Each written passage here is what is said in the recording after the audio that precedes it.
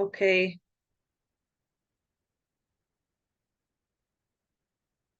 Hi, everyone. Good evening or good morning or good afternoon, wherever you are. Um, Karen organizes every night that we say Tehillim, whether we're a few people, whether we're a lot, doesn't matter. We're just joining to stop and say Tehillim. And really, we have so much Baruch Hashem,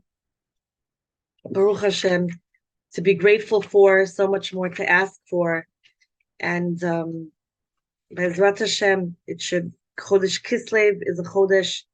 The Bnei Sachar says that if we take the word Kislev and we spell it, Kaf, the first letter of Kislev, Chaf Yud Samich Vav, and we spell it out, then we get the gematria of Av Harachamim, Father of Mercy, and this is the lashon which is used in the Alanisim that we say Bimei Matityahu. V'ata b'rachamecha harabim amadata lahem be'es tzarasam. And you, with your rachamecha harabim, with your great mercy, you stood by them. And what does mercy mean? What does the word rachamim mean? Rachamim comes from the word rechem. Rechem is the womb. The womb is a place where the most change ever happens physically to a person. They go from being just an organism to being a human being who is capable of breathing, capable of crying, a cognitive being. They develop a heart and all the other limbs, the brain, all the sinews, everything changes and develops and evolves within the womb. And that's what mercy is. Mercy is believing that things can change, believing that HaKadosh Baruch Hu could change anything at any time. And HaKadosh Baruch Hu is Ein Sof. He's not limited. There is no limits to HaKadosh Baruch Hu's capabilities. The more we believe that, the more we are evoking and bringing rachamim upon ourselves. And this is what the Gemara also says, Kol ha-merachim ala brios merachman alav min hashamayim. All those who have mercy, all those who believe that other people could change as well, HaKadosh Baruch Hu will infuse him with even more belief in himself that he can change, and more opportunities to change, and more opportunities to evolve. So in this month of Kislev, we have this special energy of rachamim, of being able to tap into that Ein Sof, unlimited resources that HaKadosh Baruch Hu has, and unlimited possibilities. And this brings us to another beautiful concept of the Bnei Sachar. The Bnei Sachar teaches that every month has a midah. And the midah of Chodesh Kislev is Shena, which is sleep. Now, when I used to teach this to the teenagers, they would all get excited. Okay, let's go hibernate like the bears for the next couple months. But then that's not what it means. It means that the midah is sleep. It means the midah is lachlom, to dream. In a dream, a person is two parts to what happens in a dream. Number one is that a person is completely not in control, right? You cannot decide what you're going to dream about. You just dream about things. There's no choice. There's no menu. So you're not in control. You're completely in HaKadosh Baruch Hu's hands. And this is one of the reasons in the Adon Olam, which we say, the last thing we say before we go to sleep in the Kriya Shema Lamita, Biyodcha avkidvuchi be'et ishan ve'ayra. HaKadosh Baruch Hu, I entrust, I deposit myself into your hands, because when I'm going to sleep, we have no control over our thoughts. Not only do we have no control over our thoughts when we sleep, but when we have dreams, those dreams could be anything, right? They could be things which are physically, or what's known to us as impossible. Okay, and this is what we say in Tehillim: "Az yimales chokpinu, az hayinu kecholmim." We were like dreamers, the people who believed and they daydreamed. Okay, and they realized that we're completely in HaKadosh Baruch Hu's hands, and not only are we completely in HaKadosh Baruch Hu's hands, but HaKadosh Baruch Hu could do anything. HaKadosh Baruch Hu could change anything at any moment. There's a segula to say the tefillah of Chana, after we light candles, Shabbos candles. And the tefillah of Chana is the tefillah of Chana expressing this idea that HaKadosh Baruch Hu could do anything at any time.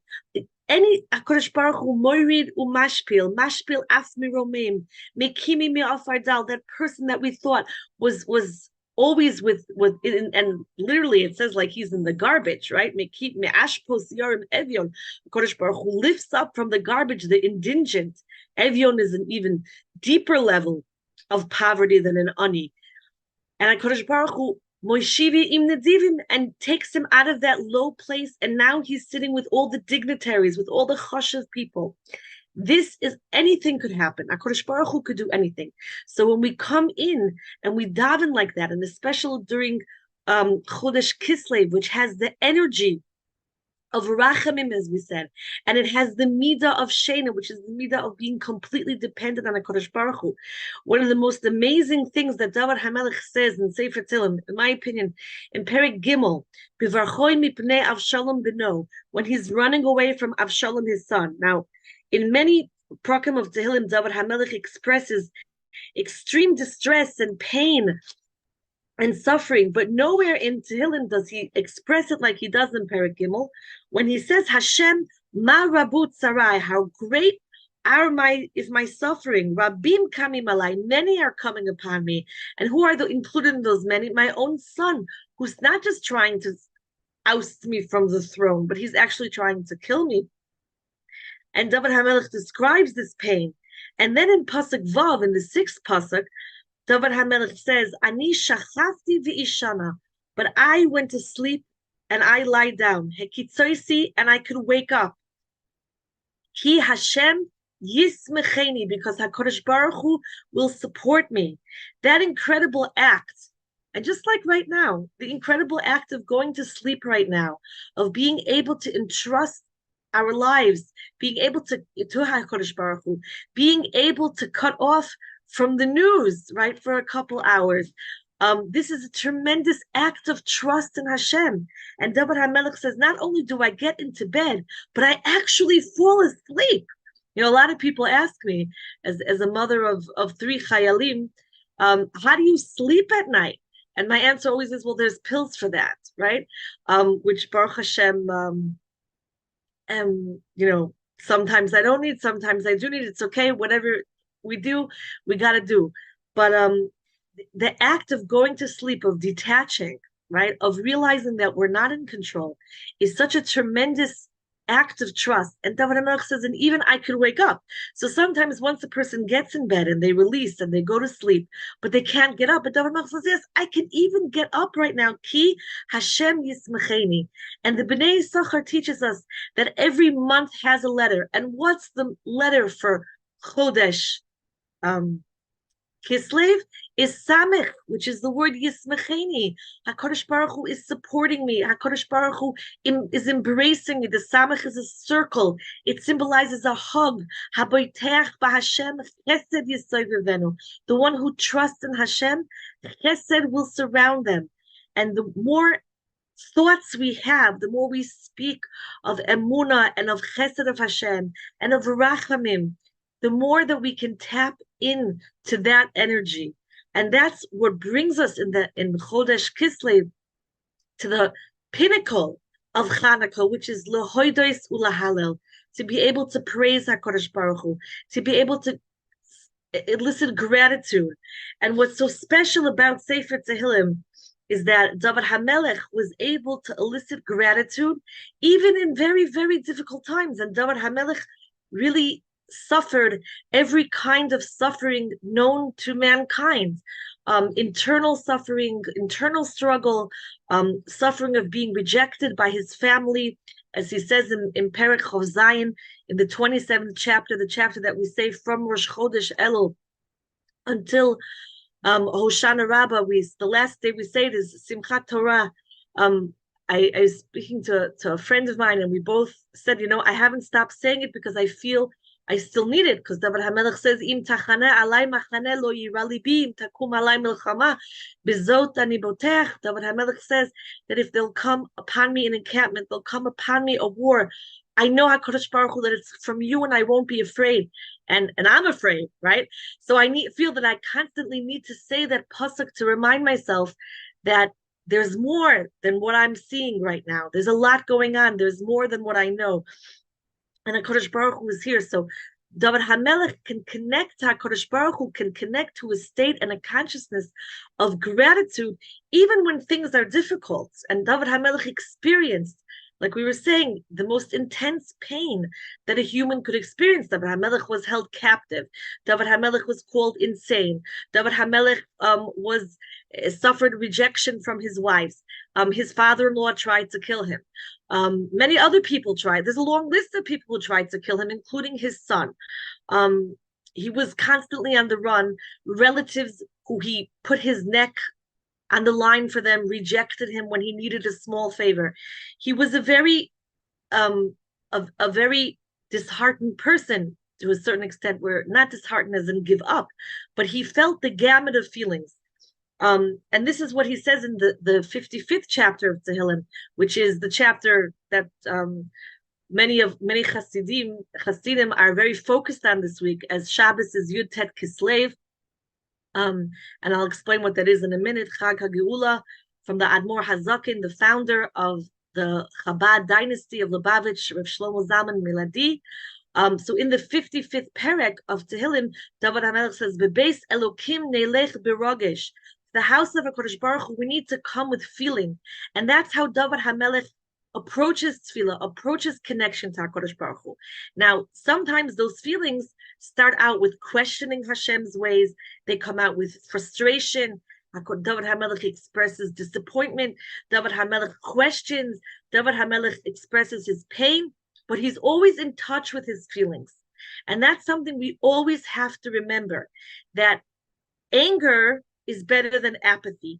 Fear is better than apathy. Every emotion that we could feel is better than apathy. And there's actually a halachic logic to this. In the Gemara Masechet Brachot, and I just want to make this clear. I think I said this before in a different meeting we had, so I apologize if I'm repeating myself, but it's a very important concept to master. And the halacha tells us, and I'm not telling you what to do, okay, because I know what I would do in this case, and I'll tell you in a minute. But if a person is davening Shemona Esrei, and all of a sudden they see from the corner of their eyes a snake in the room, according to the halacha in Masechet Brachot, they're supposed to finish Shemona Esrei. Okay, what I would do is scream, or I would be frozen, or I don't even know what I would do, but I definitely would not be able to finish Shemona Esrei. Okay, but if an akrav, if a scorpion comes in the room, you see a scorpion from the corner of your eyes, chalila, right? You should stop Shemona Esrei and take whatever measures you need to do to protect yourself. What's the difference between the venom of a snake and the venom of a scorpion? So the Gemara explains, the venom of a snake, of a poisonous snake, not all snakes are poisonous, the venom of a snake is hot. The venom of an akrav, like you hear in the word, akrav, kufresh, kar, it's cold. Cold venom is more dangerous than hot venom. What is the Gemara telling us? So on a theoretical level, right? I'm not talking about the practical halacha right now. I'm talking about what we can extract from this for ourselves, is that being cold, being turned off, being not feeling is more dangerous than feeling, even if those feelings are what the world has branded as negative feelings, right? We hear a lot about kas, about anger, kol hakois, kol mine gehenim sholtembo, a person who gets angry, all types of form of hell rain upon him. Kol hakois kilu oved avodah zara, a person who gets angry, it's like they serve idols. But that's a certain type of anger, okay? Anger is not always bad. A person needs to be angry, as David HaMelech says in Perek Daled, Rigzu va'al techeto imru bilvavchem al mishkavchem v'doy musela. Rigzu, get angry and do not sin. Well, isn't anger a sin? No, anger is actually not a sin. And this is what Shlomo Melech writes in the beginning of Sefer Mishlei, and the Rabbeinu Yonah explains that the entire Sefer Mishlei is teaching us that there's no midah which is good or bad. There's how much and when. There's a prescription for every midah. So there's a prescription to get angry. And the Chafetz Chaim explains, who should we get angry at? We should get angry at the Yetzer Hara. We should get angry at injustice. If we, and this is part of one of our problems of Klal Yisrael, that we sometimes don't get angry. We're too forgiving. We've been too forgiving of our enemies. We've been too forgiving of the world. right? In terms of the way that they treat us. Oh, well, they didn't mean it. Oh, he didn't really stab him. It was just, dikur sini. It was Chinese acupuncture, right? He was just trying to help. Or all this where we take dan lekav zchut to a place which not everyone merits dan lekav zchut.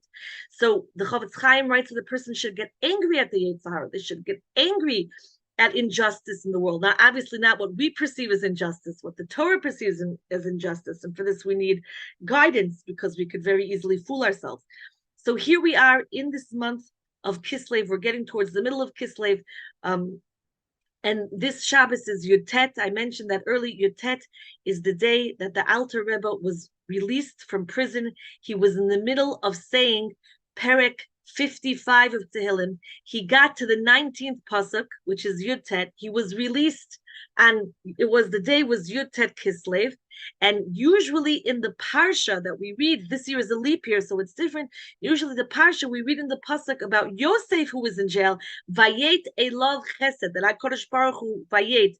I don't know how to explain the word Vayet except for when everything is going the opposite way. Hashem Vayet, He directed and guided and kind of pushed Chesed upon Yosef when he was in prison.